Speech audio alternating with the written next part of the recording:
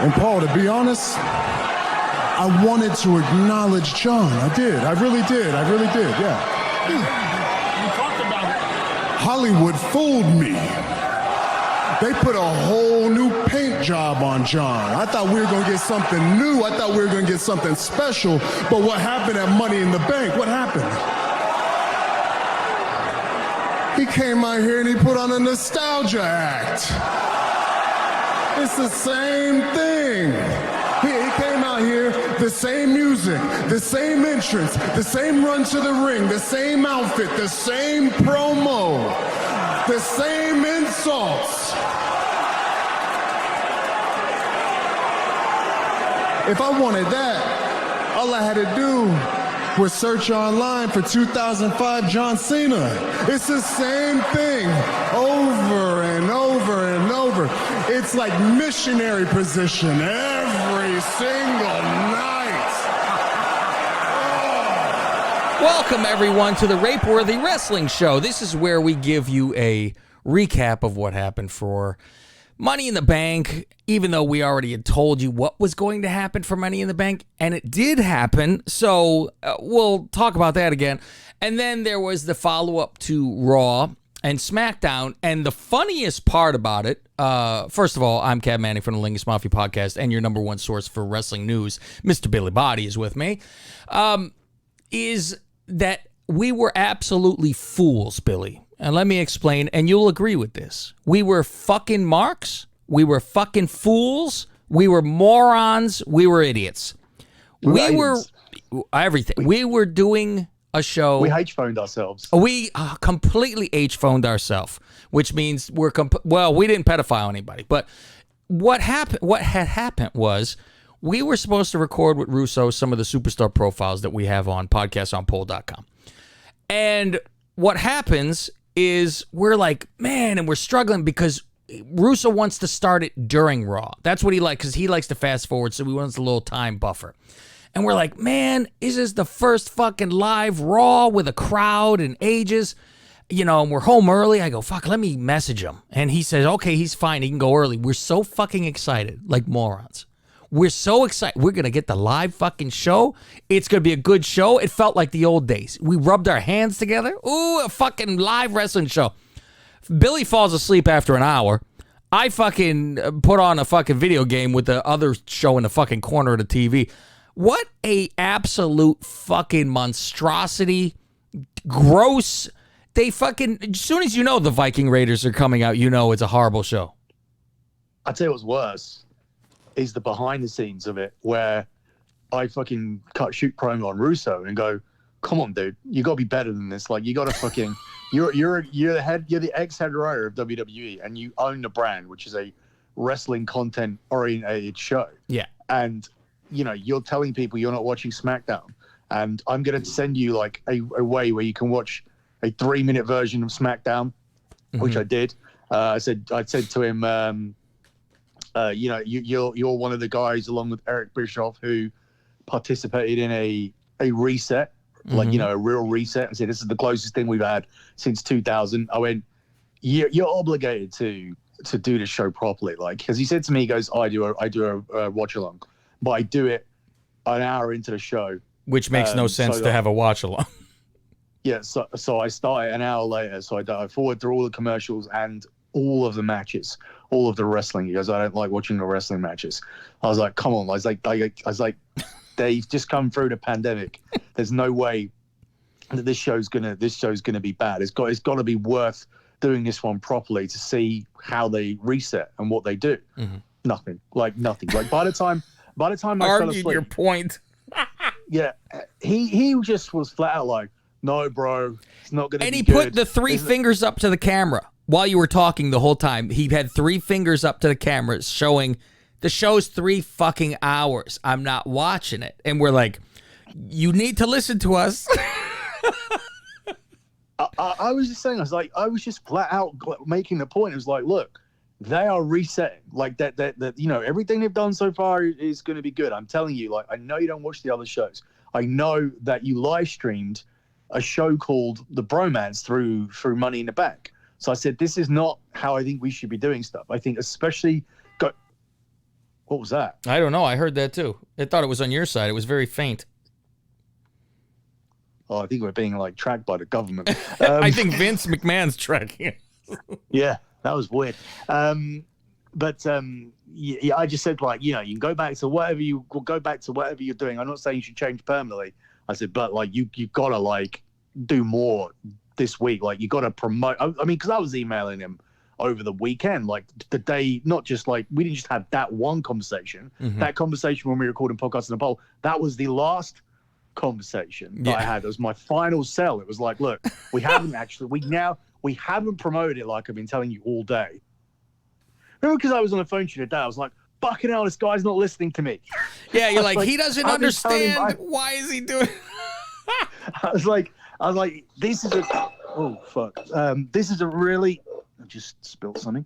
This is a really important show that he should be covering for the brand. I was like, you know, I've been trying to explain it to him, and I was even saying to you, like, why is he so fucking stubborn? Like, why is he so fucking stubborn? Like, why does he think he's at war with Vince McMahon? And I was saying all this stuff, and he would just flat out send me messages back going, what are you talking about, bro? It's going to be terrible. You know it's going to be terrible. Yeah, and I'm shocked. He told us flat out, he goes, there will be no difference except for a crowd being there. It will be the same show.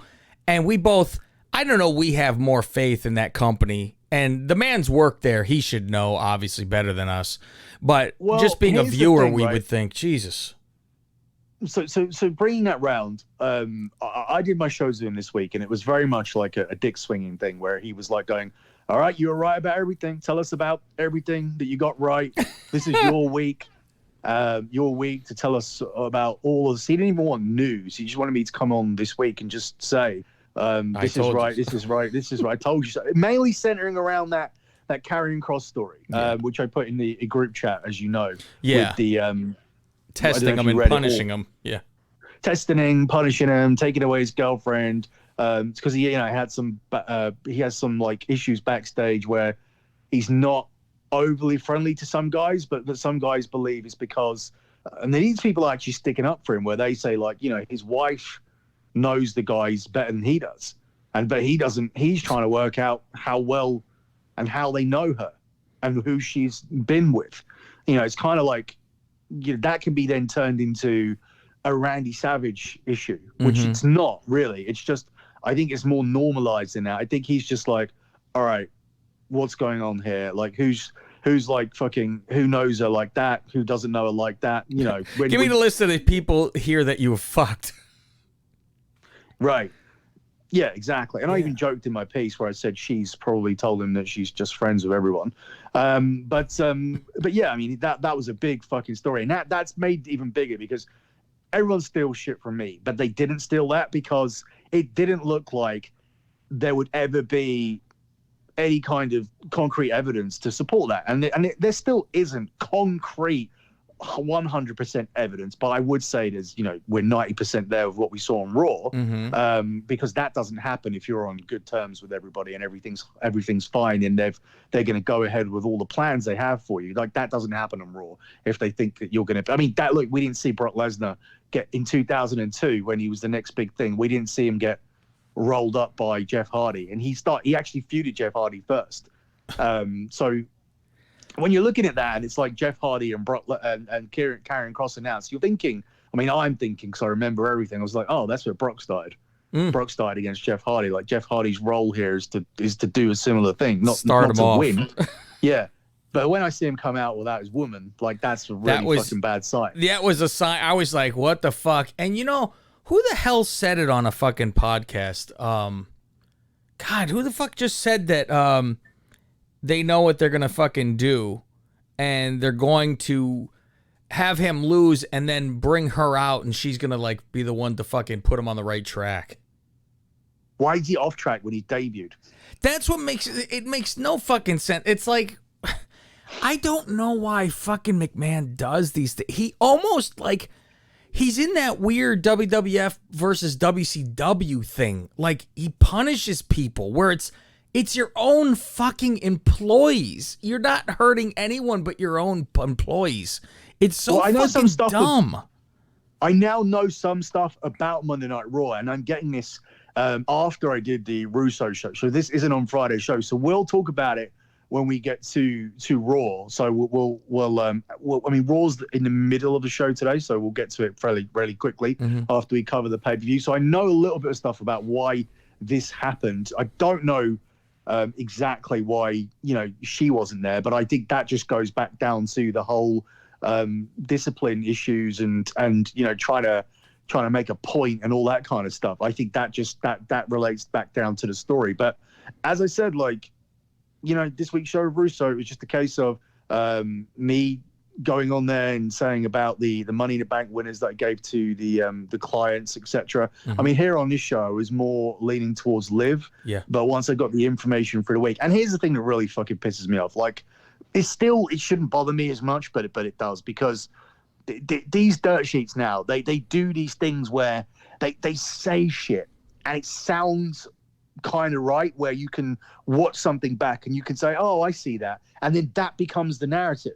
So this all these dirt sheets, they were saying, oh, Liv Morgan's going to win, Liv Morgan's going to win, Liv Morgan's going to win. I thought she was going to win too. She was going to win until during the day I said to you, I was like, well, everybody knows she's going to win, so they've changed it, right? It's all over fucking Instagram. There's fan art being made and everything, right? So I said, so they've decided they're going to change it.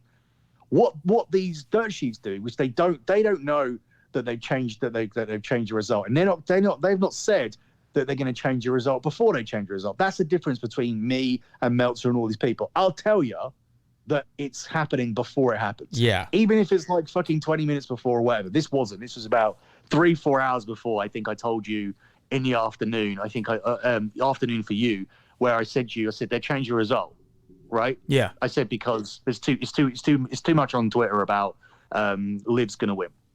So Liv goes on the free show, and she's crying. Yeah, I was just gonna say she was fucking in tears that she was gonna win, and I go, "Fuck, she's gonna win, right?" Yeah. So these dirt sheets, they've made up the news and going afterwards. There's a story out, major change to Money in the Bank women's match. It goes, Liv Morgan was told that she wasn't winning the match because the WWE felt that she gave the result away in a promo. It's all right, that sounds real, right? Yeah, it totally does. Yeah, because I was thinking the same thing. I go, fuck, don't be obvious, Jesus Christ. Right, but now that is the story that's going around, and all these little marks that read these dirt sheets, they think that actually happened because it looked like it happened. That didn't happen. The decision, because if that happened, how did I know that they were changing it 2 hours before the show started? Right, before the betting lines closed and everybody was able to bet on it. So the thing is that that will now go down as the story of where Liv Morgan cut a promo that made them change their mind, when in fact it was done hours before. Yes, they changed their mind because it was obvious, but it wasn't because it was obvious from her promo.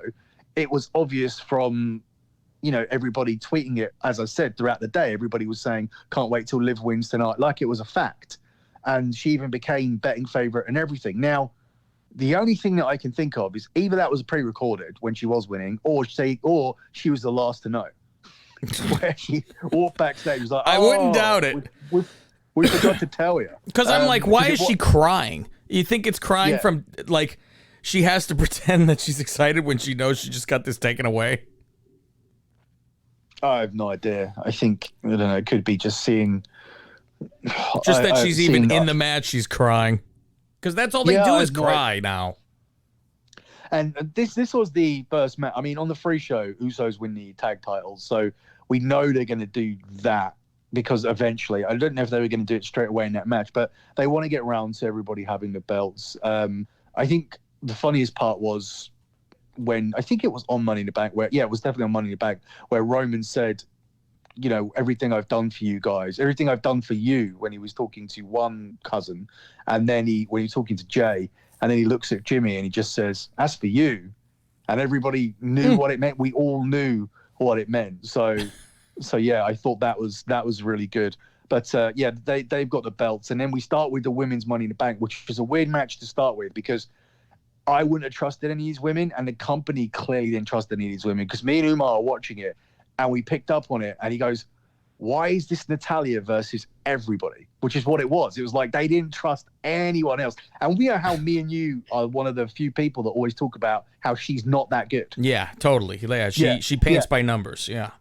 Right. So, but you know that they think she's good, and her husband is the producer of the women's division. So Umar said to me, he goes, "Why is it like her? Why is she in every spot?" I went, "Because obviously, she sat down with her husband in bed, and they planned this fucking match out." So she says, "I got an idea." Right. So she knows that if she knows the whole match, then obviously, like, you know, she's going to go out there and be involved as much as possible. And that's what it was. It was Natalia versus the world. If you don't believe me, go and watch it again. and then, yeah, like Nikki just fucking snatches it out of midair. I seriously wonder if they had the choice where they turn around and said, right, you're all up there. And we're all going to be up there for the finish. And at some point, one of the referees is going to tell someone who's going to get it. We're just going to wait to hear all the reactions. I tell you, if they did that, there's no way this is not what they did. I'm saying if they did that, that'd be great. There was no way that she would be winning, because her fucking reaction was so dead. And this is the interesting thing and about last week's wrestling, or the wrestling that we're covering here. It was all a case of, let's hear what they think about this person. Let's hear what they think about that person. And like, even with Drew McIntyre, it was different. It's like, okay, you come on and you talk on the screen, you got a little bit booed. You come out and you murder someone with a chair with 20 shots, like, you get cheered. Doesn't matter who you are. Yeah. So I think he's in a bad position. Nikki Cross, same situation. You come out, no one gives a fuck. You know, they cheer the Money in the Bank finish because everybody's up there trying to grab it. Okay, so you know that's relatively interesting, and obviously all cash-ins will be cheered. I thought, comparative to other cash-ins, especially ones I've been at Dolph Ziggler's one at WrestleMania 20, the night after WrestleMania 29. That was really quiet for a cash-in. Really, and I felt, I thought it was really quiet, and I also feel like Raw was the quietest crowd out of the crowd so far. I think when we got SmackDown last night, I still think that was much louder. That felt as equally loud to SmackDown the week before. It seemed like the SmackDown crowds have like ridiculous energy. But we'll talk about it when we get there, because there's a portion of SmackDown I really want to fucking talk about when we get to it. So where do we go after the women's match? We won to the AJ match, the AJ and Almost match against the Viking Raiders. Yeah, the time to go to the bathroom match. I thought the match was good. I don't think these four can have a bad match, and I think Omos is being used right. This seems like a waste of AJ, but it also seems like if it wasn't for AJ, the tag titles would mean shit. So it's like a no-win situation. It's like he needs to be a tag champion for the tag belts to matter, but he doesn't matter as much with the tag belts. It's weird. And you know who was the one who said, I remembered now what podcast was the one that actually said later on Scarlett's going to come out and turn him around. And it was Jim Cornette. Jim Cornette's got a great fucking review. When he does, he reviews everything, and it's like, I would listen to it for you, Billy, this week, or this last episode, because he goes after Dave Meltzer like a motherfucker. Fuck you, don't ever contact me again, goes after him. It's fucking fantastic. But yeah, he was talking about this match too, and you know, it's a fucking joke, and how they should actually have the one fat Viking Raider, you know, do something by himself, like as a heel, because he could, like, the guy's diving over ropes and shit like that for a big fucking fatso, you know, and then get some momentum behind him. I lost all faith once that guy got hurt, and you had Eric by himself chasing the 24/7 title, and like they didn't even bother to do it. It's like, oh, the other one's hurt, don't even exist anymore until he's back. So, well, I lose all faith when they become the Vikings explaining what Vikings are, because Triple H had them there as Triple H has them on NXT as War Raiders. Like, just guys that, you know, guys who are he liked to go to war. Yeah, because Like, they were fucking War fit. Machine originally, I guess, in the Yeah. Indies, right? So they couldn't. So that it's just guys that fucking like to go and have fucking tear ups, like to go and have like big time fights. So I mean that's real like simplistic to do. Like these should just be like two tough guys who just fucking like to have who are more mobile than guys of that size should be. I mean that's their thing. Their thing is like being fucking a real tag team, which we don't have many of, who have good mobility for guys that size. Like if Bam Bam and Vader had been in tag team at their peak. I mean, that's the thing. Like, it's not a good time to be a fan of this, but the wrestlers and what they can do are more athletic than back in the day. So if you put the writers, I mean, back in the day, if you get these two Viking Raiders individually and what they can do athletically, and you put like a good character behind them, and you put good writing behind them, either one of them could have been Vader or better. I think the one guy's just too small for my liking. I think. Right. Well, the bigger guy, the guy that flies around. And the thing is that as we're doing the show, I realized that like they've been on TV for a couple of years, and I don't even know which one is Ivar and Eric. I just know they are Ivar and Eric, but I don't know which is which. Ivar's the bearded guy, the big beard. That's how little they matter. And that's the thing, like that over the years, like when Roman now says in his storyline, do you want to go back to them saying, which one are you? Yeah. That's actually like completely valid because I didn't know which one was which during that time. Oh man. And I don't think he's ever going to really be anything. I think he's one of those big guys that's just going to be, I don't think he's, would you say he's better than Kali? Maybe a little bit. Not crazy though. No. Better than Gonzalez.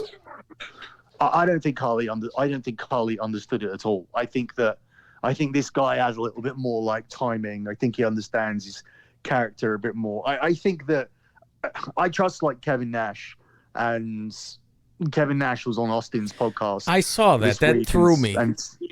And he's saying like, I go down to NXT with Sean and Triple H, and I mainly like, talk to the big guys. And he goes, this guy's like got it. So I don't know. I just don't think. I'm surprised by that when I heard that too. I was like, really? And then I'm like, well, what's he supposed to say? Well, no, because he has to have it. Because I don't think Braun Strowman gets fired before the fans come back if this guy doesn't have it. Because I think you need to have that big, massive dude. And they always had Big Show, and then they had Braun, and then they see this other guy coming in. Plus, he's black.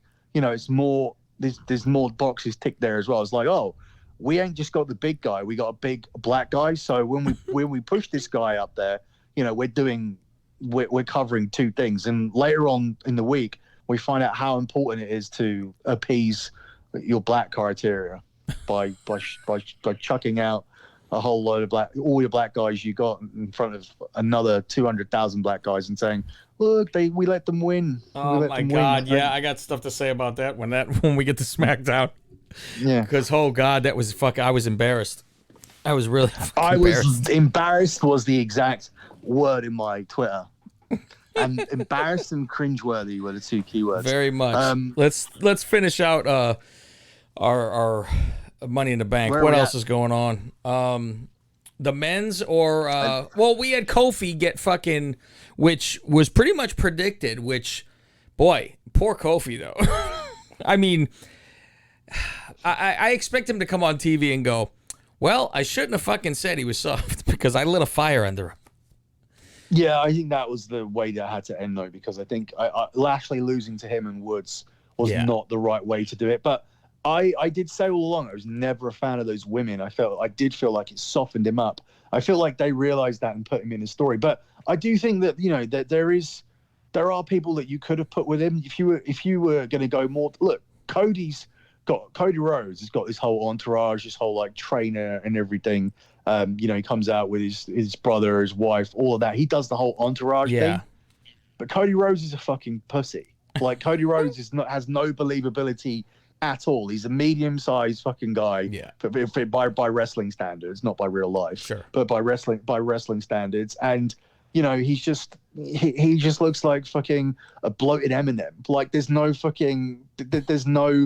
believability that he's a real like big time fighter. Plus, I see Cody, I see Stardust. It's some things just don't some things don't wash away like people think they would. It's funny because with Drew, I don't see 3MB. I feel like there's so much difference there with the weight he put on and the beard and everything. I feel like he differentiated himself a lot.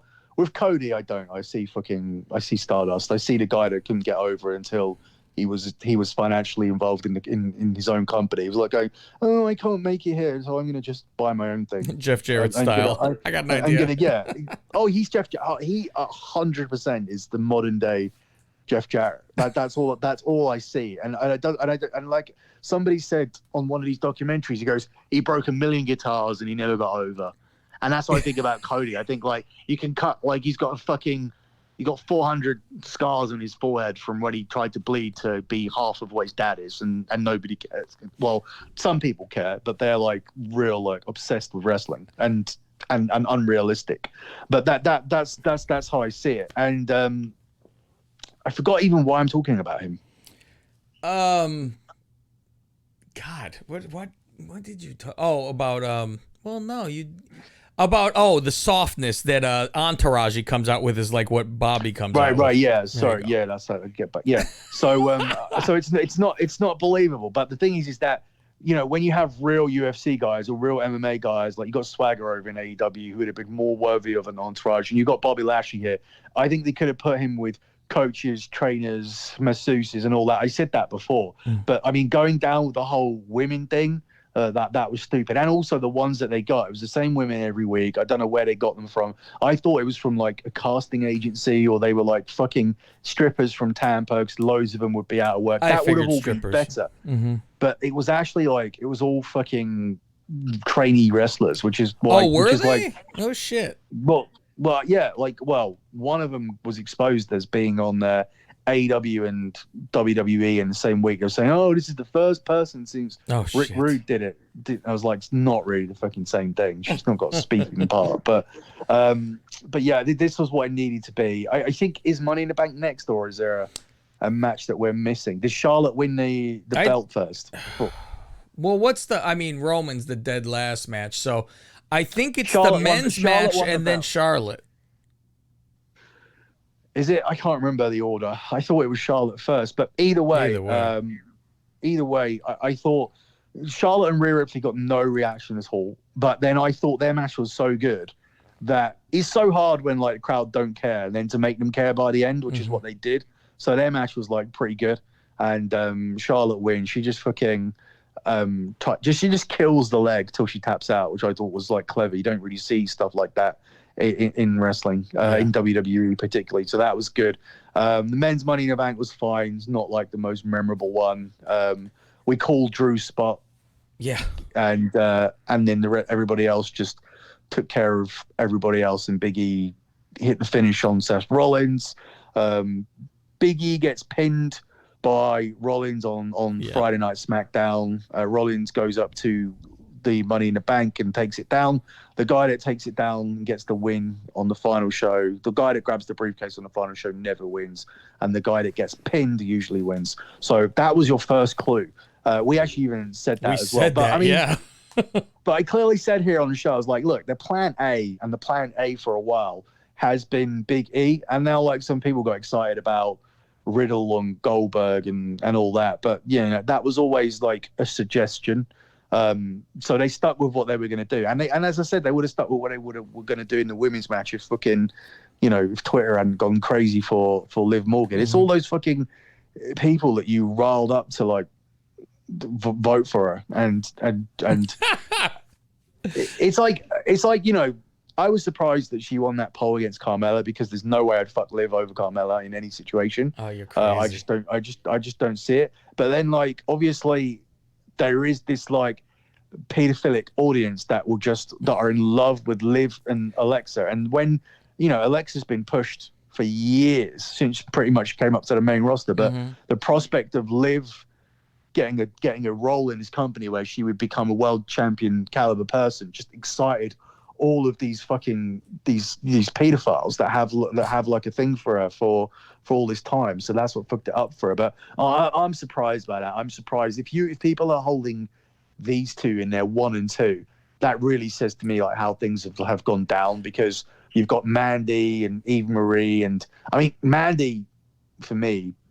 I think what made it more evident than anything was when they turned around and went, oh, she's back where she started in NXT, and they showed a picture of her in NXT, and they showed a picture of her now, and she's all fucking, she's got bigger thighs, and she's got like a ton of fucking makeup on, and she's like over tanned and everything. And I just thought, and then you see the picture of her when she started NXT, and she's just fucking amazing. She was like, looked like she was going to be, you know, the next Trish. But she doesn't look like that now. I think she's like overdone it. And so I don't know why these people over. I can understand if you do it with your Charlotte and you're born hideous.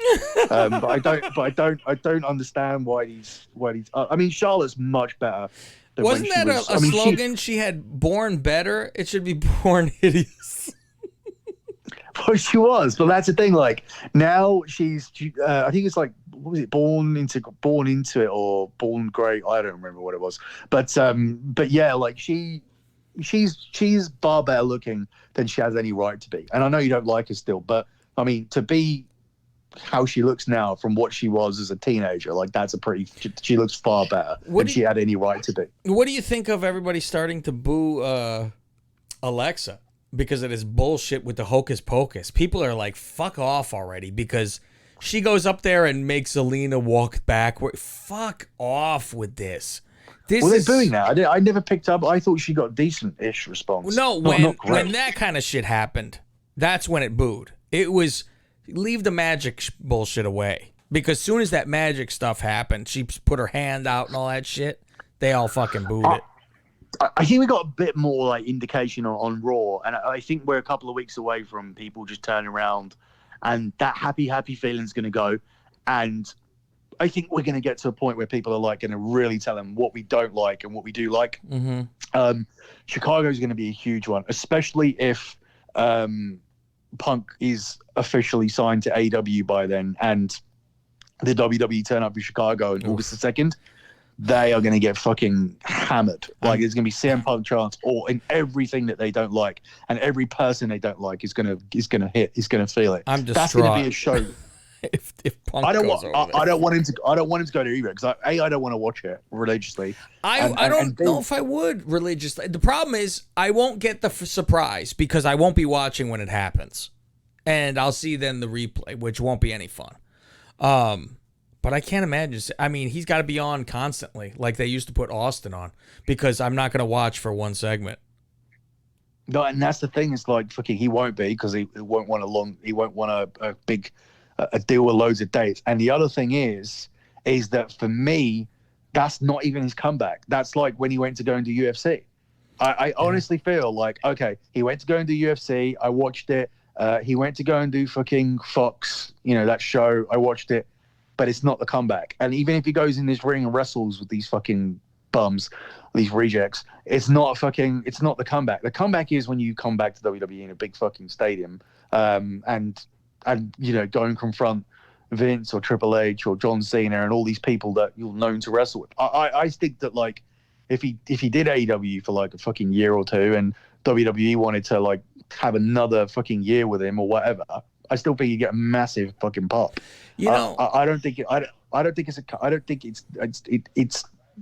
it fulfills my desire for what I want him to see him do. I just re-listened to him on Colt, both shows, and I listened yesterday and today, and God, it's hard to say, oh, just come back. The amount of fucking bullshit that this garbage company does, the fucking scumbags they are, where something is offered and they're behind the scenes going, no, get this other guy instead, like to fuck him. And he was supposed to go to that Wizard World signing that he brought it to the company and said, hey, I got this planned. And then they go, oh, we need you to go here instead, and it's going to be someone else, Daniel Bryan, who goes. And it was $20,000 for 4 hours. And he goes, well, I'll tell you, how many days is Mexico? And they said 4. And he goes, well, my other check was going to be 20,000, so it better be 20,000. They gave him 5.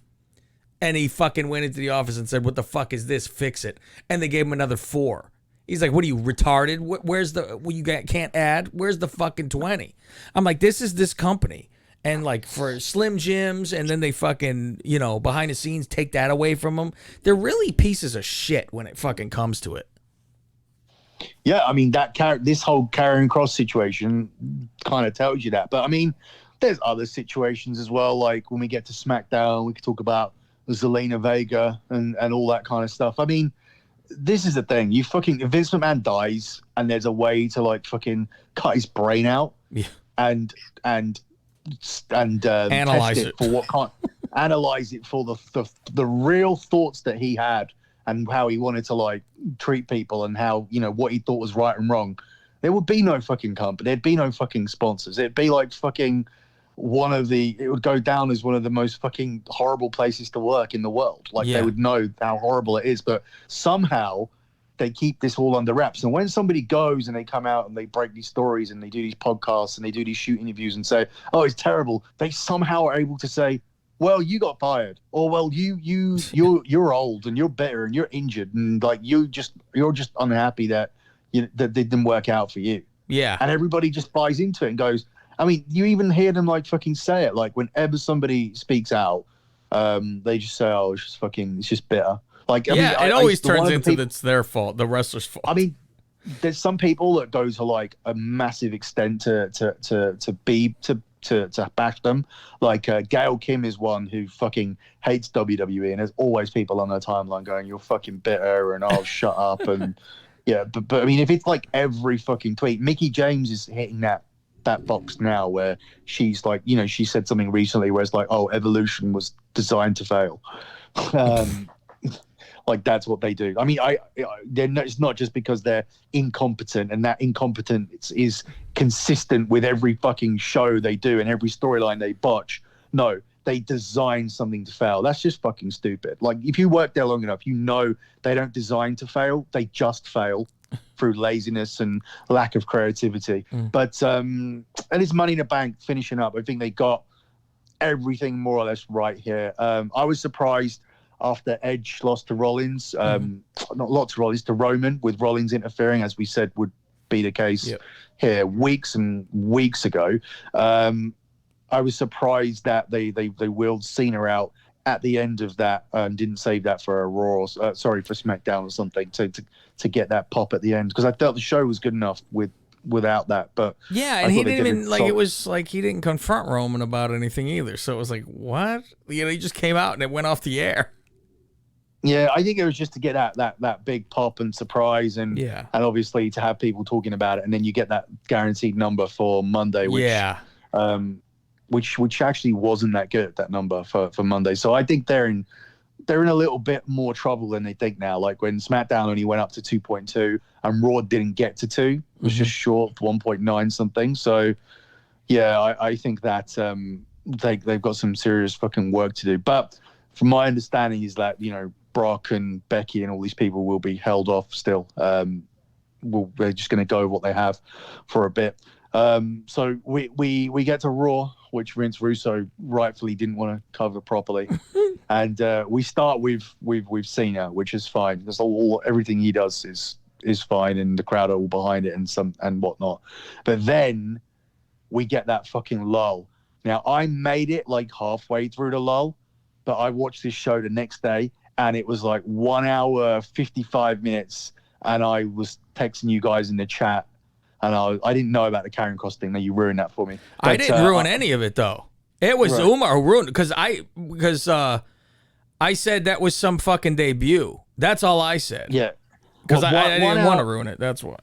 But 1 hour 55, right? 1 hour 55, which is a long time into the show. John Cena's come out. That's different from Thunderdome and everything, but exactly to what Vince Russo said. 1 hour 55 in. And it's the same fucking show without the TV screens. and it was like, oh, it's AJ and Morrison versus the Viking Raiders and Matt Riddle in a 6-man tag team match. And then it's like a segment for Charlotte Rhea Ripley where they set up a match later on.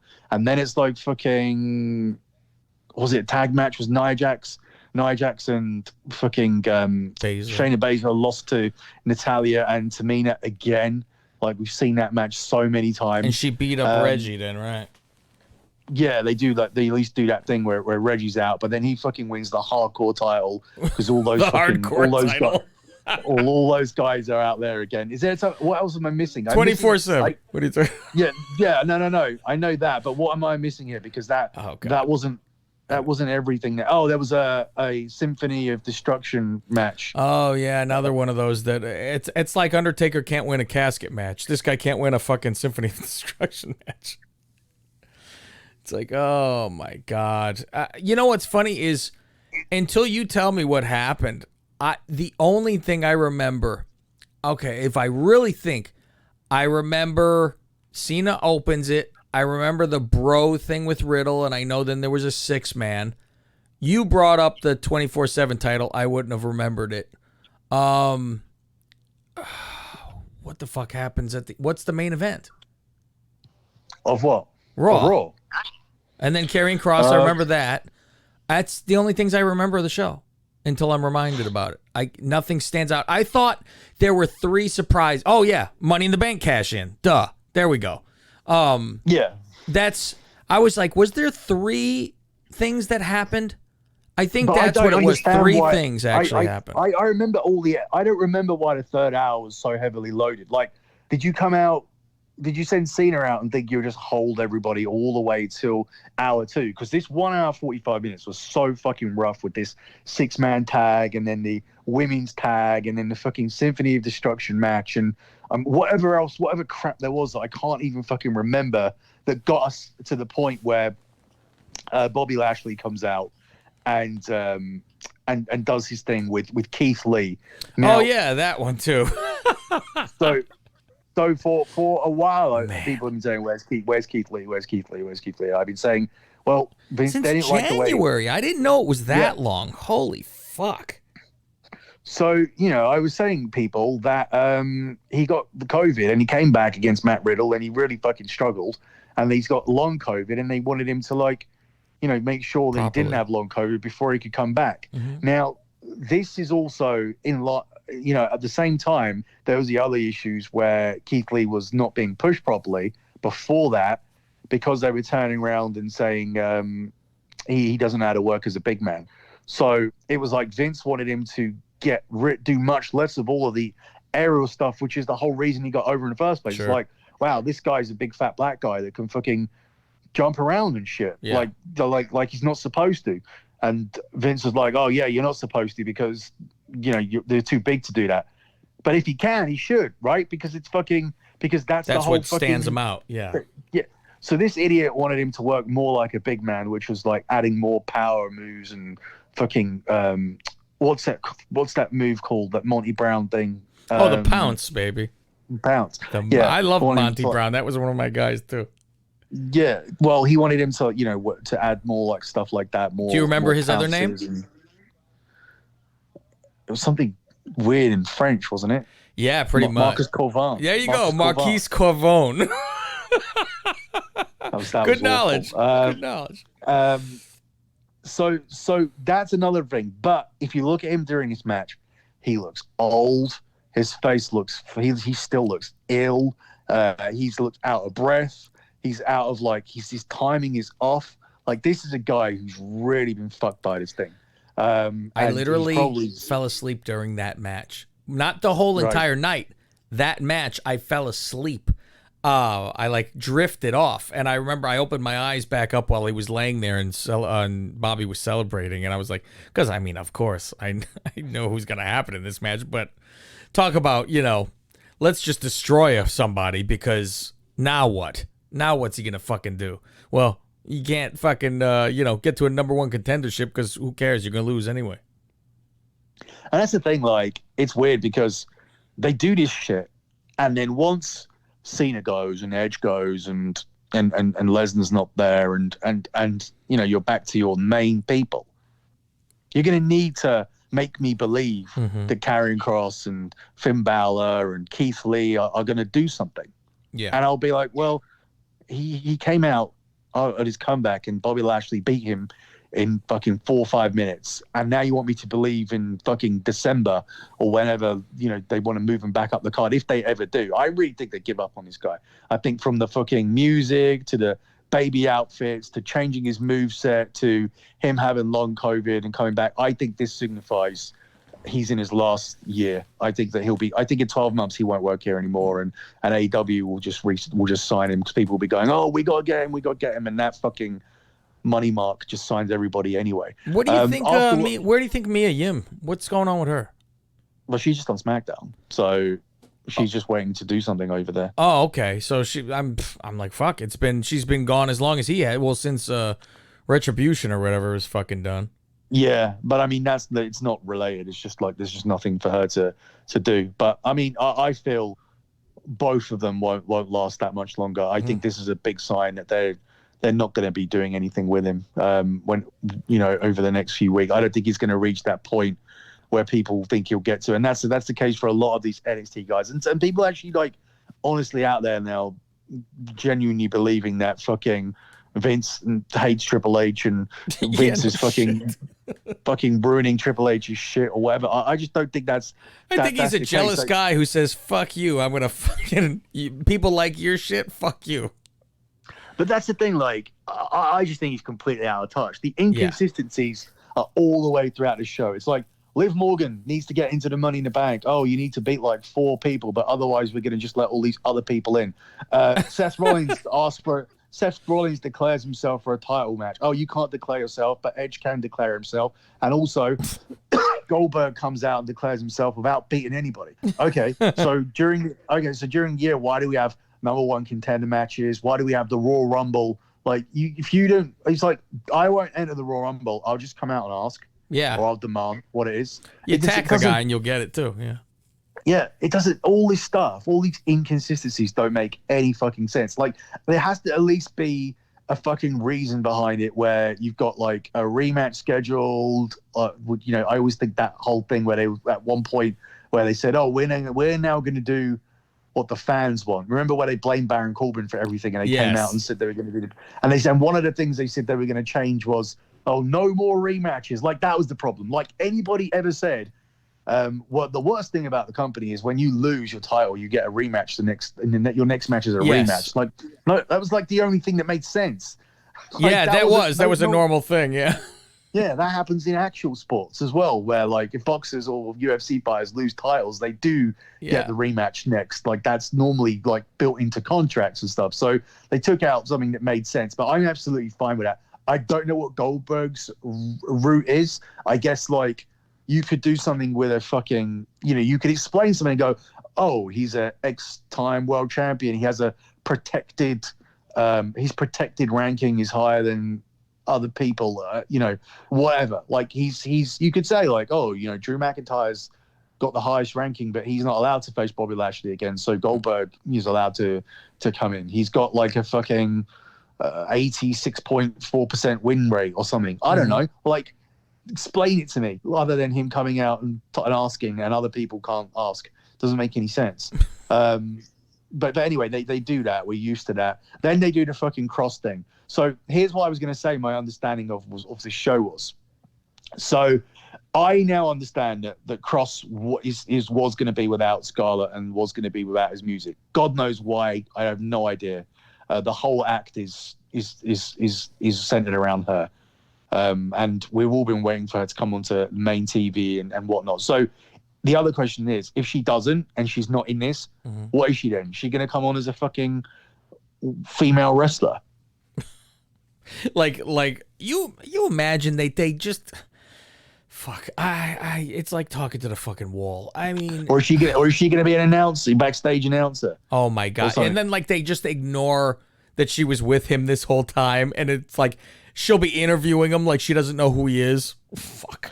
Honestly, I can fucking honestly see him just like going, all right, we'll find a different. We're gonna find a role for you or something. But the thing is that she's fucking actually good at like fucking talking and acting and everything. All these other fucking women are not, and she's better looking than everyone too. As long as they take all this bullshit off of her, the way she gets spikes on her face and all this weird shit.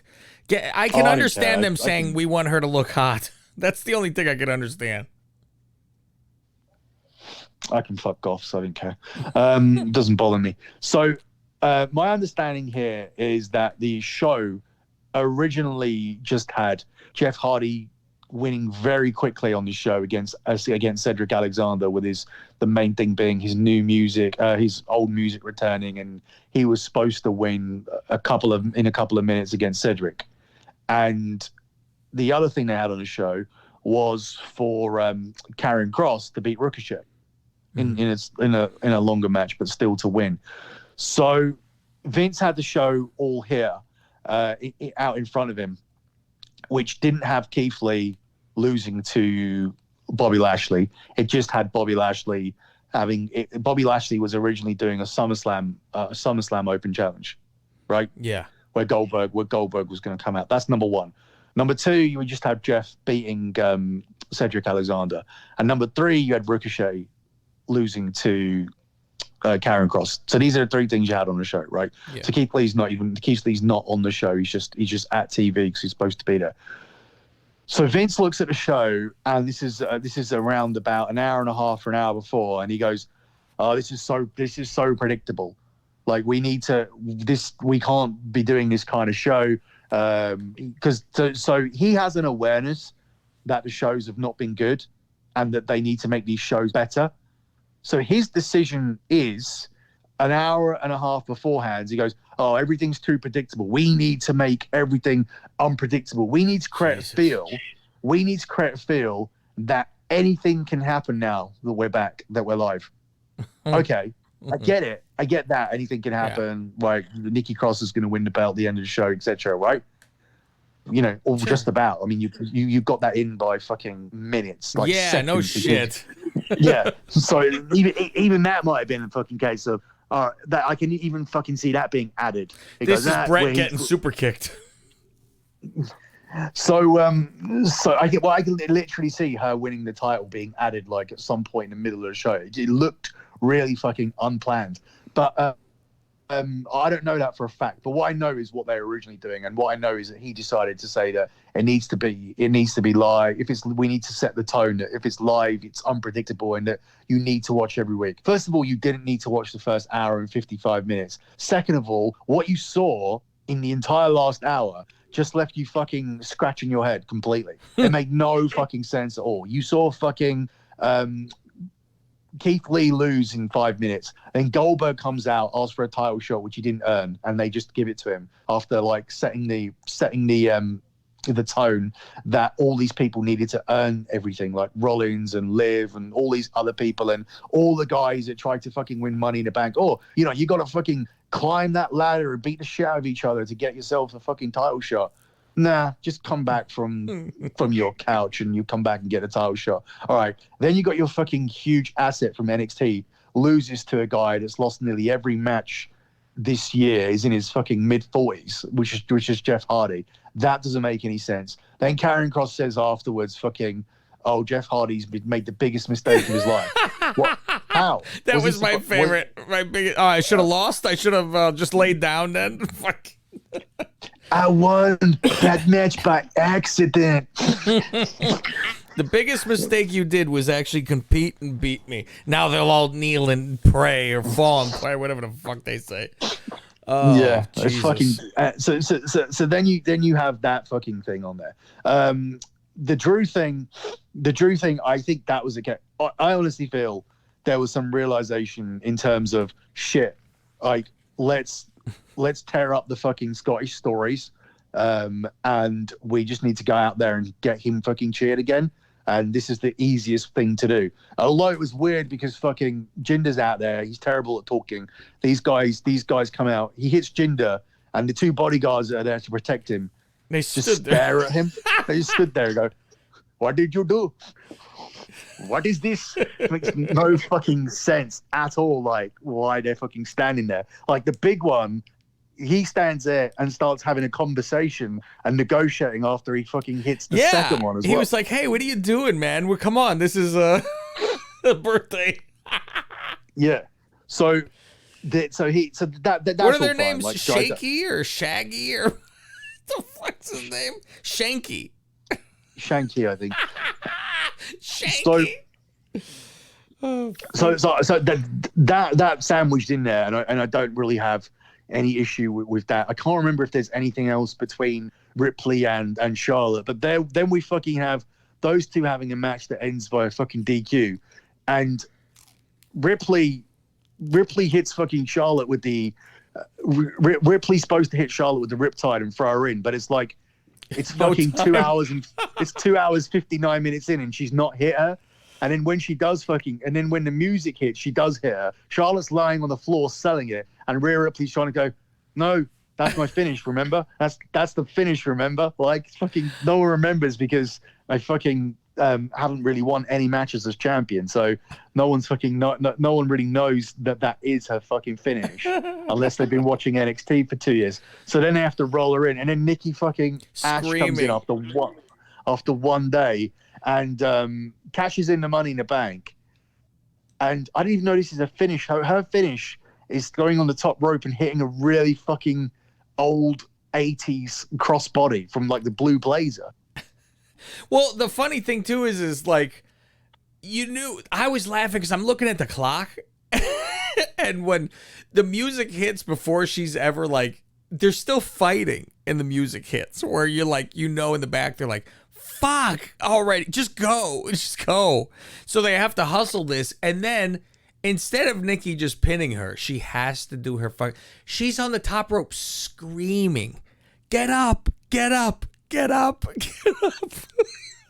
Because she has to do a flying crossbody, and Charlotte has to then just fucking get up to get fucking crossbody. I'm like, wow, what a fucking disaster. Especially like when the fucking match has been going on pointlessly for 10 minutes or whatever. It's like, how do you get to the point where you're out of time? Especially with if it's like fucking Attitude Era, I understand, but this show is full of shit. Yeah, it's a boring. Like, so yeah, how do you fucking how do you time out? It doesn't make any sense. So the last hour, loads of stuff happened, but I wouldn't say it was good, and I wouldn't say it made any sense. I think this was a real fucking momentum breaker in terms of what you did for the first 2 days. And as we're getting to SmackDown now, I made no effort to stay up for the show. I watched it this morning. It was still a good show though. Mm-hmm. It was like last week's SmackDown. So it was, so far, I would say like 3 out of 4 shows have been decent. Like 3 out of 4 shows have been 7 or 8 out of 10. Nothing's fucking hit out of the park yet, like it should do. But there's 7 and 8s, and then there's this fucking Raw, which is a 3 or a 2 even. But still, I still say like any sound in the back, any real people it overtakes all the fucking shows that I have watched. It does, at least. But still, it's really fucking bad. I think you can't give it a 2 because you need to reserve a 2 for all the shows we've just watched, the 2s and 3s. So I think you have to. I think maybe a 5. I think, I think 5 after what we've seen. Right, I don't think any show ever can go lower than a 5 if it's got people there. I think now I really appreciate fucking just having somebody there to react to anything, even if they're shitting on it. Like, I'm really looking forward to that Chicago show and them CM punking the fuck out of the building. Yeah, I really hope they do too. I really hope they fucking. And that you're saying that's for Raw? Yeah, August 2nd. Good, because I'm like, SmackDown, they don't deserve that. Raw, they sure as fuck do. Raw, just fucking bury everybody with a fucking CM Punk. This guy's so fucking, Vince is so dumb. He's so fucking past it. He's so out of touch now. It's sad. It's sad even like, so like I watch NXT and you're watching NXT on Tuesday and they're doing a big storyline with Joe where Joe's there to like control the NXT because everybody's in chaos, and he's got everybody under control, but he can't control this one beast because this beast is saying, "I'm a champion. I'll go where I want. I'll even go to Raw. You can't stop me. I'll attack you. I'll attack Regal." And now he's setting up for fucking Samoa Joe returning to the ring to face this guy for the title, right? To get their belt back. And it's like you're going, yeah, but you know, you could just get Jeff Hardy in. You can beat him in 3 minutes. Like, it takes you out of the whole show. Destroys their... I can't imagine that Triple H isn't losing his mind, or does he fucking pull Vince aside and go, dude, what the fuck? Like, I don't think he's shy to say that. I tell you what's so weird. Like, this really makes it even more weird. So, you know, on SummerSlam weekend... You know they're going to go Smackdown, SummerSlam, odd, NXT on Sunday in the main slot, and then Raw on Monday. Like, you know, not the main slot. We know it's going to be SummerSlam, but it's still weird in that order. Yes, it's still weird in that order. So yeah, I mean, but it's like putting the pre-show on after the fucking main event's done. I'd be stunned if NXT's in that 300-person building when they can sell a takeover right now. God, I'm wondering when Vince is like totally done. I mean, it probably is when he's got to fucking be incognito, fucking just falling apart or something. I'm just fucking wondering, like, how long before how tempted Triple H is to fucking put something in his protein shake. Which gotta be. Protein. I'm telling you, when he goes, I will cry though like a baby because you know he meant so much to my fucking life. However, it's gonna be so. I don't know. I'm telling you, it's gotta be fucking bad. I see him coming out of the opening of SmackDown, and these people are cheering, and I'm thinking, you fucking cucks! Like, he has fucking made us watch so much garbage. But like, he's responsible for this crap. Like, okay, you can't forget everything, though. You can't forget that we wouldn't even be watching anything if it wasn't for him. Yeah, I know, but like, you know, you just can't forget the fucking Attitude Era. You can't forget the 80s. You can't forget even when things were good after Attitude different. For a while. It's different, right? Because Michael Jackson made all this music, but he didn't undo his legacy with his own music.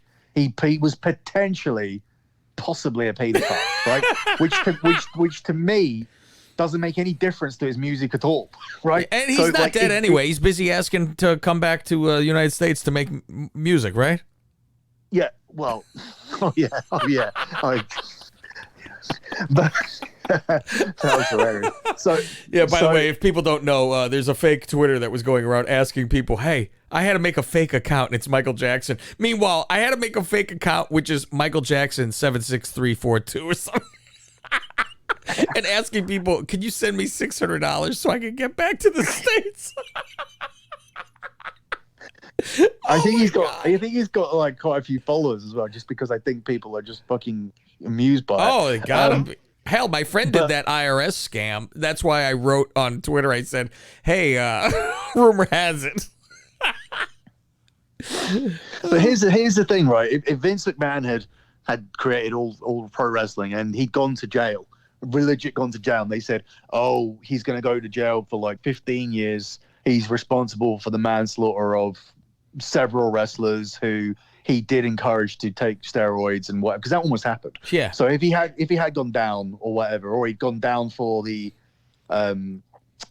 sex scandals where he had like sexually molested women, or he fucking sexually harassed Sable, or all of these people in the workplace. Again, I don't give a fuck. As long as if he came back and the product was still fine, that wouldn't make a problem to me. Michael Jackson's music was consistent. I mean, well, toward the end, they get the same with Prince. They forgot how to make music at the end. Well, they tried to make the music that's in now. They tried to do their own versions of the new music. That's the issue.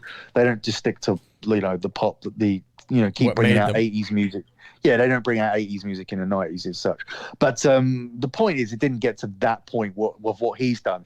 He's created more years of bad content now than he did good. You can only really give him 85 to 91, right? Mm-hmm. And then you can give him 97 to 2002, right? So you can give him like, what's that, 10 years? You can give him 10 years there, or 11 years there, and a year or two here and there sprinkled in between Ruthless Aggression era. Some years were good, some years were bad, and then this, the summer of Punk, which he fucked up anyway because he was so adamant to get to Rock and Cena because he already had it pre-booked.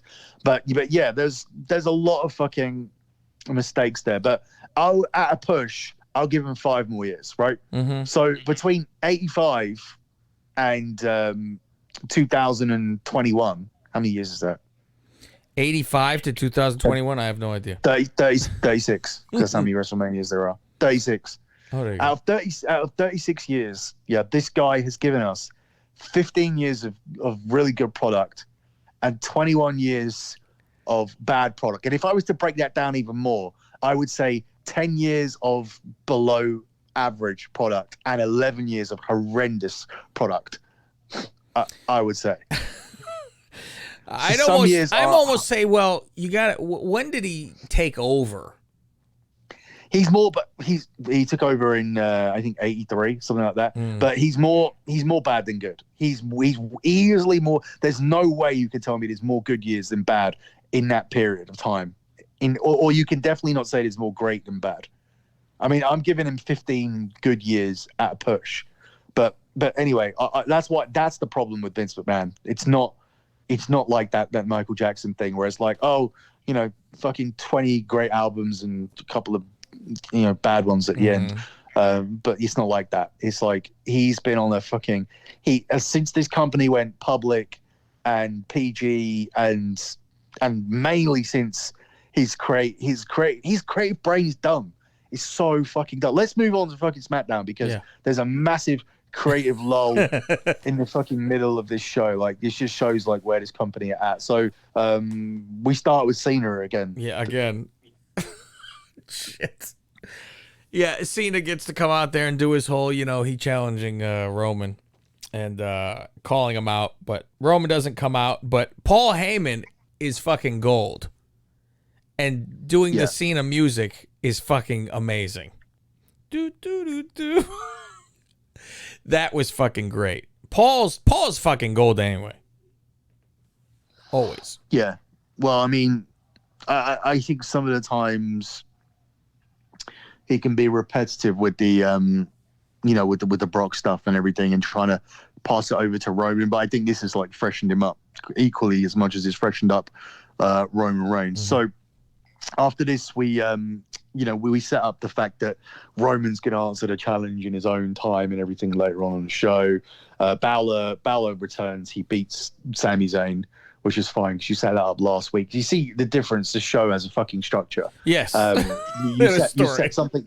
You set something up last week that as the story continues on. You fucking do the thing with Owens and Corbin in the ring last week. The story carries on. Like, Owens is not in a fucking...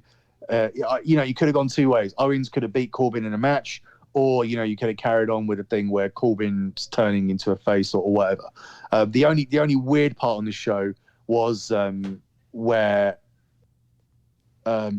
Big E comes out and then Apollo comes out and everybody starts talking about wanting to win the Intercontinental title. It's like, Big E didn't say we wanted to win the Intercontinental title. That was odd. Yeah, but what actually happened, I don't know if you know. Those 6 guys had a 6-man tag dark match whilst WWE were at that festival thing because they didn't show this to the live crowd. They actually carried on wrestling. Jesus. So they set that up to do the 6-man in the dark match. I tell you, I'd rather have seen the fucking 6-man than watching this shit. No, because it's good for material. Oh, so let's start with it then. So my take on this is they fucking realize they're at some fucking hip hop festival. Yeah. They claim there were 200,000 people there. Yeah. WWE's on a fucking stage where they look like fucking microscopic. They keep panning to a crowd. Nobody gives a fuck. Zero. Zero fucks. And then you obviously, when it's hip hop, so what do? Street Profits, Bianca go out there and they fucking put them over in matches that no one gives a fuck about. I said this was embarrassing. This was cringeworthy. Just the camera shots, like, oh, there's a crowd. There's a big crowd. There's a big crowd. There's a big crowd. Nobody's moving. Nobody's hands are moving. They're talking to each other. And I love that, they're piping in. Everybody's cheering.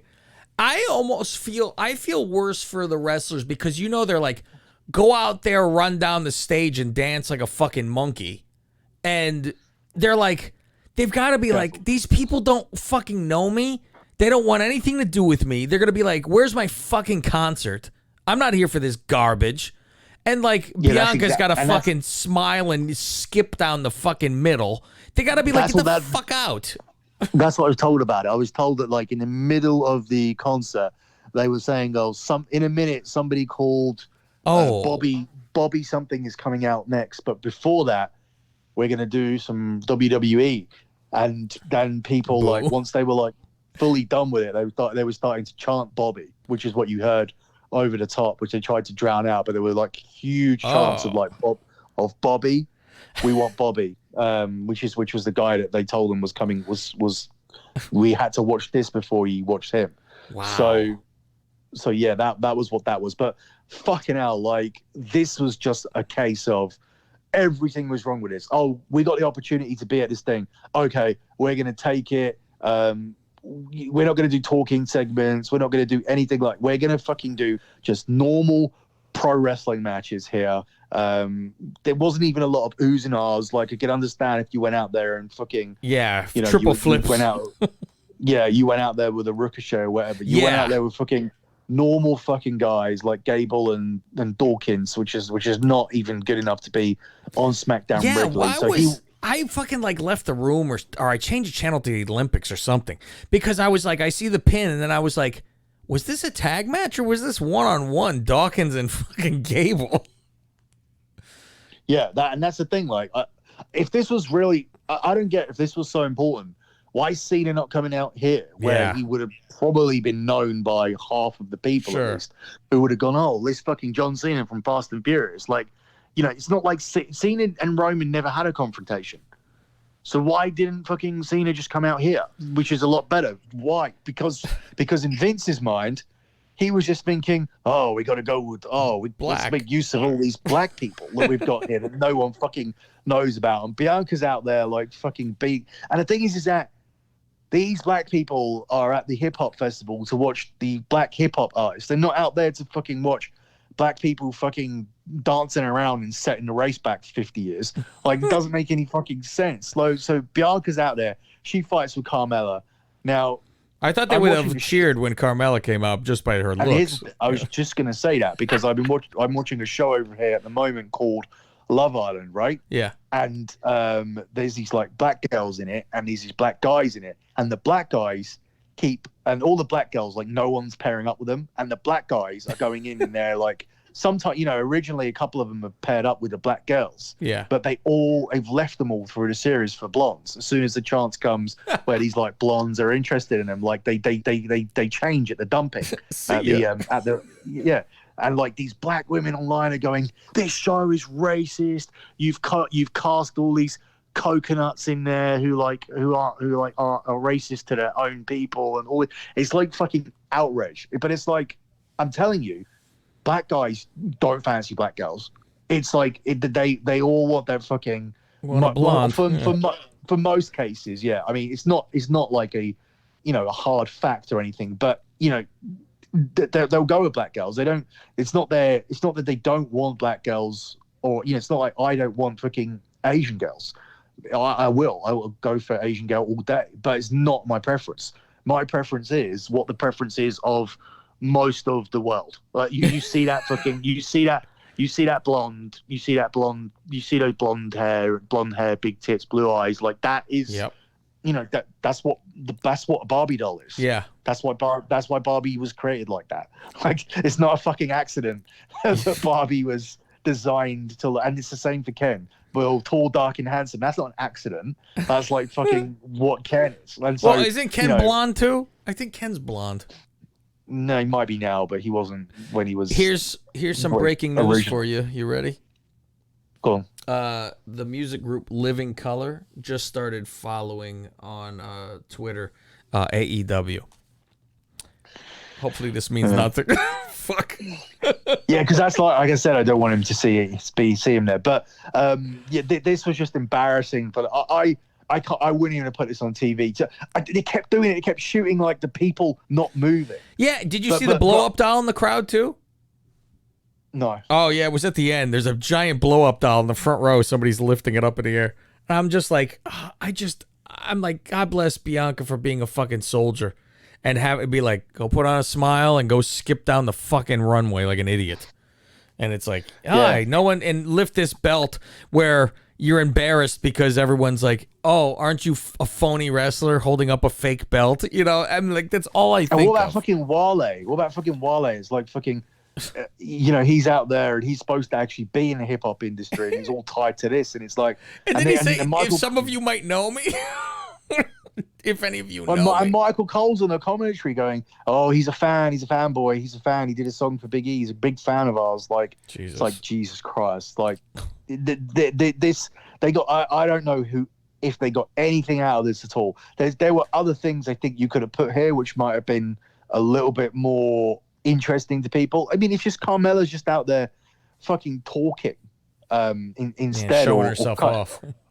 Yeah, cutting a fucking promo, doing something. I mean, this is the thing, like, people say, oh, fucking women's evolution, like, all that sexist shit set the company back years and it was embarrassing. I'll tell you, bra and panties match here in this right now. Like, they that would have worked. Yeah, of course it would. Yeah. Like, you've got to fucking be able to be versatile, know your audience, and differentiate things. Yeah. And this audience didn't want to see, like, two fake wrestling matches, and they were not appeased by the small time thinking of, oh, as long as the black people win, they'll love it. I think honestly think the thinking was, they're black, we got blacks, we let them win. They'll be amazed by the wrestling, and they'll be amazed by the fact that we're putting them over, and they'll come and start cheering on their own people because then they're not criminals and shooting people, and we're giving hope to the whole fucking society here. We're curing everything. We're the heroes, and like everybody will realize that we're the heroes. Yeah, there's some heroes. Well, they'll think they are because they're putting these people over. And we let the blacks win. Was doing this in wrestling like before. This is all WrestleMania was. This is what WrestleMania was. It was like, I mean, I honestly think that even that main event wouldn't have worked here. I don't think that main event would have worked here. But yeah, this is I think the main thing, despite all of that, is they kept showing those people. And I get why you want to do it. I get why you want to show all those people. But when those people aren't doing anything, that's the opposite of what you're trying to do. You're not showing, you're showing both, look at all these people that are watching, but you're also showing, look at all these people who are unhappy that they're watching. Because it looks impressive. Like, look how 200,000 and a giant stage with the flames and everything. And I'm like, but they're not there for them. So why are you? Don't be bragging. Did you see you watched the what's it called? The wrestling documentaries thing on Vice. I forgot the name. Dark Side. Dark Side. You watch all the Dark Sides. Yeah, I've seen them all. Yeah. So you watched the one where they went to North Korea? Yes. The crowd? Mm-hmm. This is even worse than that. All the same. That they didn't know what they were there for. They were forced to be there. Yeah, they didn't care. Yeah. Like, largest crowd ever in any fucking in the world. However, they were all forced to be there and didn't know what they were watching. I mean, when we're talking about it here, I find it difficult to convey how I felt watching it, but I felt, because I've watched it for so, I mean, the thing is, it's weird because I've been slagging this company off for a year and a half about how they handled things during a pandemic, and about, I try not to just do it needlessly. I try not to just bury them all the time and whatnot, but it's been really, really bad. And, as I've spoken regularly about how I don't fucking buy as much stuff, and have put a lot of things from WWE in my cupboards and whatnot. I don't like to be, face to face with it all throughout the day. Yeah. But I felt like I was embarrassed. I felt embarrassed myself, as in like I watched this, and in terms of if you're in the crowd and you watch this and you're seeing how the people react to it, you're going to be that person going, no, this is actually good, and sometimes I can show you. There's people like pulling the phone out and going, well, there's something. Sometimes like guys go off the Hell in a Cell and like pulling up Hell in a Cell. You find yourself fucking showing people the times when this was good, when off the back of it being embarrassing or shit, right? When someone watches, I always find myself, when someone catches you watching a part of it which is really awful or embarrassing, you do that. But this wasn't embarrassing as such in terms of, it was just normal wrestling. But it was embarrassing that it was here. It was embarrassing of people's reaction to it. It was embarrassing, like how few people knew who they were and didn't understand why it was here and didn't want it to be here at all. Yeah. And it was the embarrassment was the lack of self-awareness in terms of putting yourself here and what you put in this situation, and thought you would just appease these people by putting the race that was predominantly in attendance over in fake matches. Like that would be enough. Like, it is funny that how obvious it is that it was, they put the blacks out there, It's very but it obvious of pandering. But what I'm not like sort of finding it difficult to convey is the inner feeling. I felt embarrassed. Like I didn't want to look. I didn't want to look at it anymore when I was watching it. It was like, I was like, just let it be over. Like I'm embarrassed for you. I felt embarrassed. I have no loyalties to them or anything like that. It's not like I'm fucking. I have a family member that work. I have friends that work there and whatnot, but it's not the same. I somehow just felt a huge cringe-worthy factor and an embarrassment for them. I don't know if you felt the same. Yeah, I mean, I was. Anytime it's that kind of stuff where, because someone turned to their friend in the crowd and said, "You watch this shit?" That's all I see. And you go, "Fuck." It's an embarrassing. Man. Yeah. It'll be like, Chris, isn't this what you watch? Isn't this what you talk? Isn't this what you talk about? Yeah, it'd be like, huh? Nah. Go. I review a show with the writer when it was good. Yeah. Go watch Austin. That's what you want to see. Then tell me something. I would have done. I would have fucking put some fucking legends out here or something like fucking. That's what I would have done. I don't know. There's loads of things you could have done. There's fucking. I would have had fucking Bad Bunny's match here. I would have tried. There you go. Him into, maybe look. We can't send Hogan out there. Maybe this just isn't a bigger deal as we think it as we're thinking, because I'm thinking 200,000 people is a big opportunity, but maybe this festival don't mean that much. But then why is it on fucking SmackDown? Doesn't make any sense. Why do you just not show us?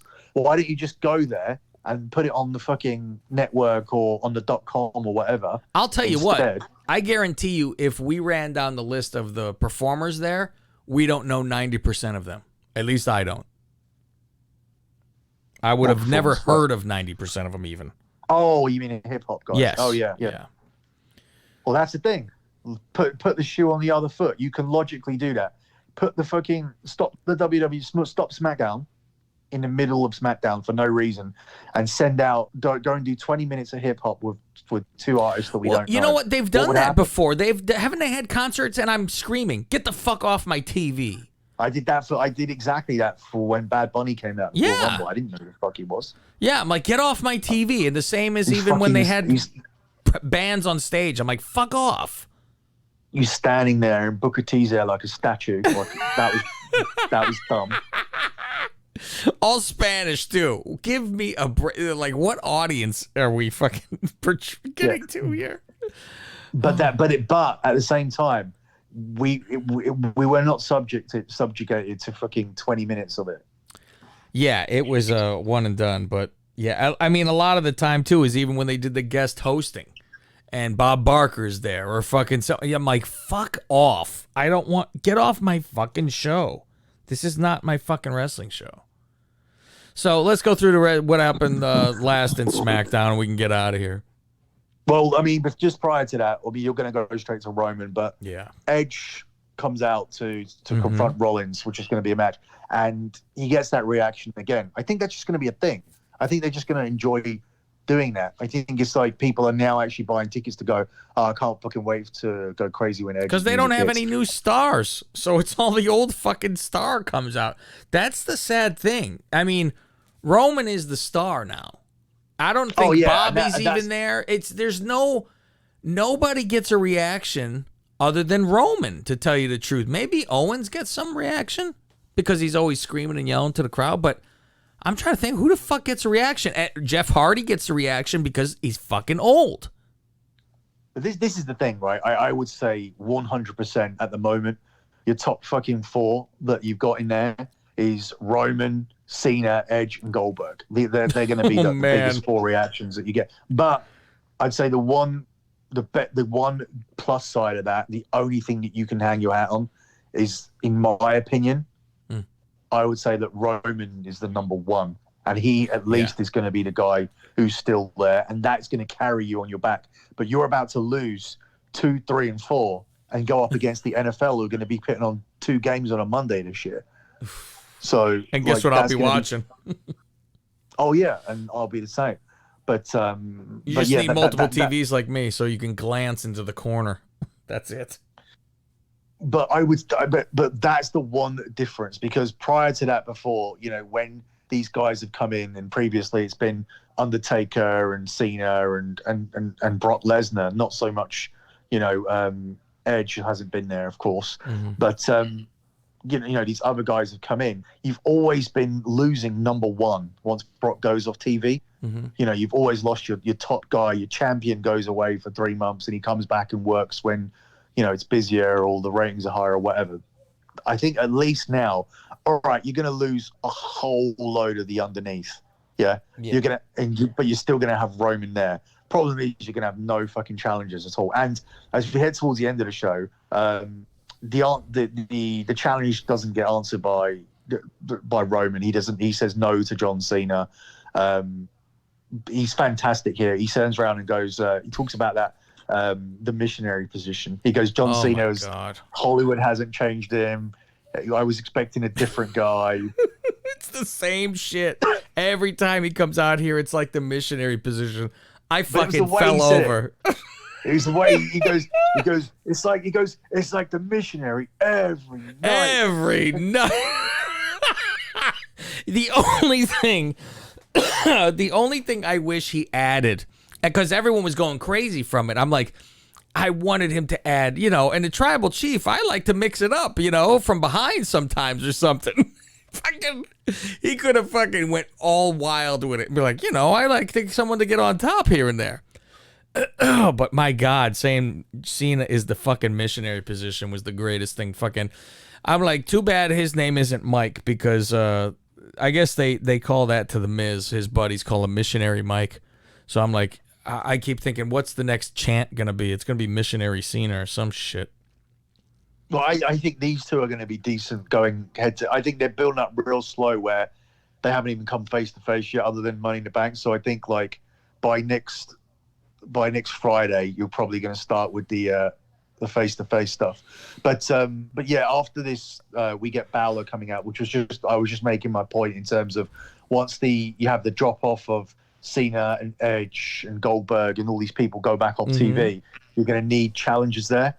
The problem will be is if Balor fucking loses before he even has a fucking title program. Yeah. So next week, it's like, it has to be it's not, I don't remember if they didn't say it was a title match, did they? No, he just a challenge accepted. So, God, did he say I want the title match, or I'll fight you? I don't know. It's next week though, isn't it? I would assume it will be. Because he didn't say, well, I'll challenge you for SummerSlam. There was none of that. No, so I would think what you have to do here is you have to have Balor go over with a DQ.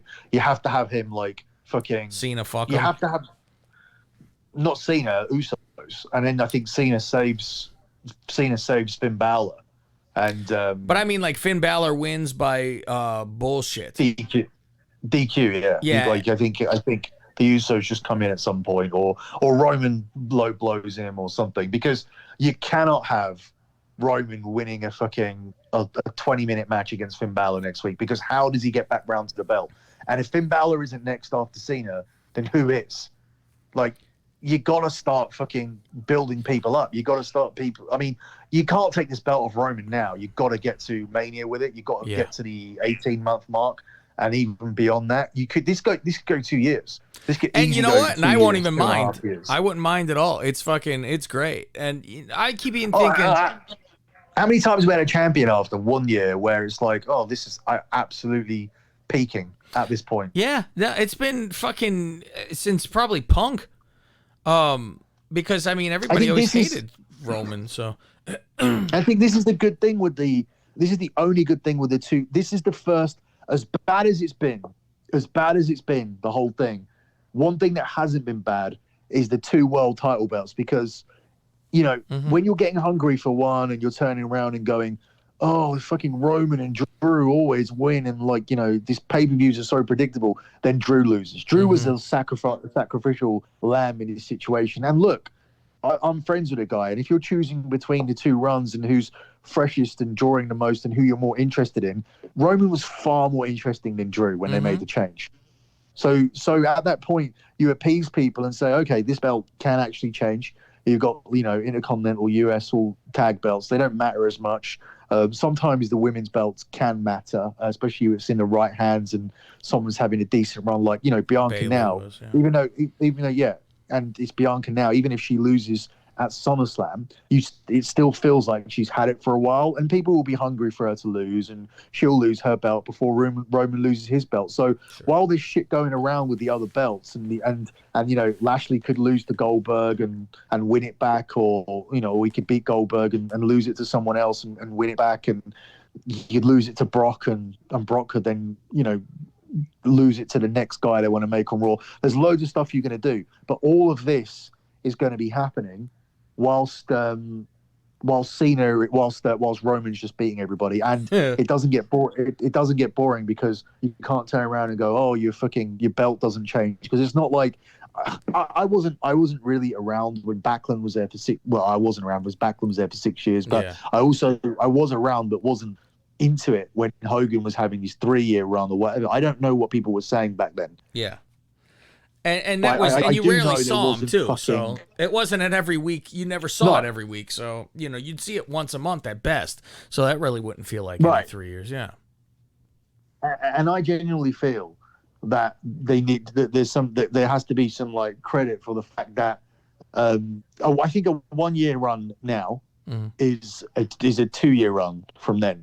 So I feel like if Roman gets to, he'll get past SummerSlam. If he gets to WrestleMania and he beats The Rock, and he gets to next year's SummerSlam, I would feel that is 4 years in old years. It's like dog years. It's like dog of you getting keeping a championship on someone and keeping us interested. I think that's a fucking monumental achievement. I think 2 years in the current climate is absolutely ridiculous, but they're at year 1 and it's a fucking cruise. Like, it's not even.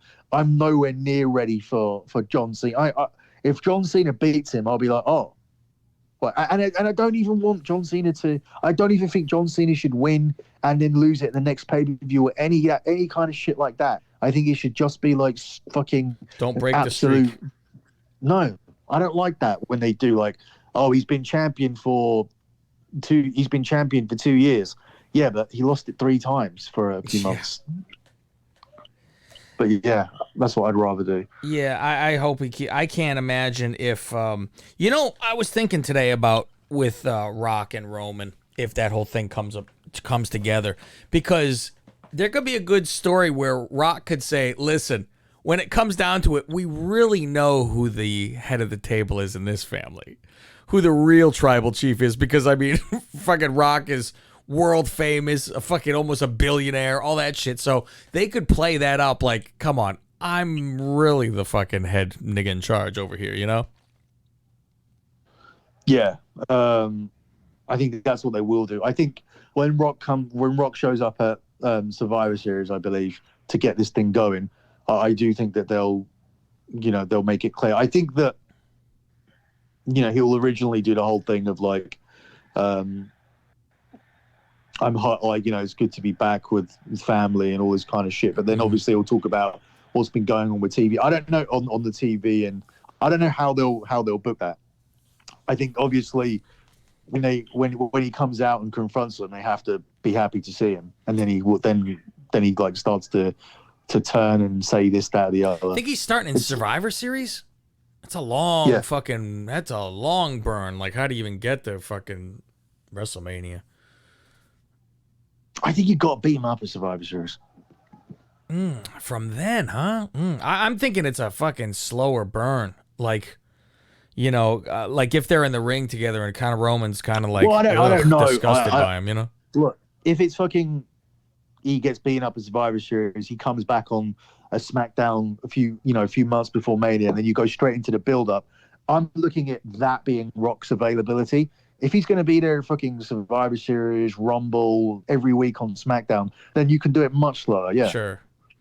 Yeah, that's the worrisome part, because it's, I'll be back in 2 months. Oh, fuck. But I do think it's going to be a case of he comes back originally going, you guys are killing it and whatever, but there's lines there that cause friction. I don't think he goes straight in with, I don't think he's going to be straight in and go, I'm here to tell you guys that you're embarrassing and you need to change this, that, and the other. I don't think it's going to be that straight away. Well, that's good. Well, that is SmackDown, unless you have anything else to add to this. No, we've done long enough, I think. We've given them, that's why, because we come here and there. What? You heard me. I said we come here and there. All right. Well, we will be back whenever we are back. Most likely it'll be before the well, right your before guy SummerSlam. your guy contacted me this week, so I think we'll be squeezing in a show before we got a long way to go before SummerSlam. So I think maybe I'll speak with him and we'll try and get a show out next week. But I think me and you should definitely get back together on I was going to say August the 7th, which is not, because so then we'll be doing our show on August the 7th, and then we'll be doing our preview. We'll have to do it in the middle of the week because Thingy Bob's SummerSlam's on a Saturday. When is SummerSlam? What date? Saturday the 21st. Then why the hell are we doing it on doing anything on the 7th? Because that is the Raw on Chicago week. Oh, well, I think we should play that by ear almost, because if it's shit, why are we gonna bother? Because that's why we're gonna bother. Because we know what the crowd are gonna do. I hope if the crowd does that, I'm down. Otherwise, like, well, fuck. I mean, Jesus Christ, I'm trying to get the fuck away from doing a wrestling review. I'm trying to. I handed you a guy that will do a show with you. I handed him right over to you. All right. Well, I gotta show you. I gotta send you his video show. He does he does YouTube stuff where he used to. He does one-man show and puts clips and this and that. So him having a conversation with someone would probably. It's always better when you have a conversation with someone, So there will be a show out on the 7th, and then we'll be doing our SummerSlam preview somewhere between the 17th and 20th of August. So there's 2 shows that are guaranteed to be coming out. Cav may be on both, or he may just be on one. There you go. Make them see. You got to make them want, Billy. You got to make them itch and have to go to Lingus Mafia to fucking listen to my velvet tones and hear all my bullshit. But also, if the CM Punk thing goes official at any point this week, we will get together to do a 15 yeah, I'm down chat for that too. Yeah, whenever he shows up, that's and but you can hear me cry. Just subscribe to the feed. If you get a show, you'll see it. Yeah, exactly. And if you 100% always going to be a show the week before a pay-per-view and the week after a pay-per-view like we've done this week. But there's going to be like stuff. Look, you were getting 4 shows a month. You will still get 4 shows a month. And everyone needs to contact Joe Cronin to tell him he should be partners with Billy for a show. We got to get you talking with him. That's so fucking gold if there ever was. So, all right, everybody, go fucking to my Twitter. It's at Lingus Mafia. I'm on patreon.com/ youtube.com/Lingus Mafia for extra stuff. Otherwise, my stuff's on iTunes, and you could hear half of it once a week, and then there's more shit on the Patreon. Billy, your betting stuff. The new month is coming up for people to sign up. Yeah. Wait till August the 1st, which is only a few days away. And then you can sign up for lockbetting.com. We've got 98 months of profit now. And in September, August, we'll be aiming for 99. And in September, we'll be aiming for the 100th month in a row. So for 8 years, I made a profit every single month. August is the best month to sign up because it's the start of the new financial year. Our financial years run from August to August. The reason we do that is because all of the new seasons start in August. So you have the soccer season starting in August for all the domestic leagues. NFL, we start giving out futures at the end of August. And we have the tennis US Open and all of the tennis is put in within that year. There'll be an NBA season within that, NHL, MLB, everything. So everything is from August to August, but we begin it in August because the main sports we cover start in August. So yeah, all of that to come over at lockbetting.com. So sign up August the 1st. All right. He is Billy. I am Cav. We'll see you next time. My name is Derek Montilla, occasionally known as a big-ass piece of shit.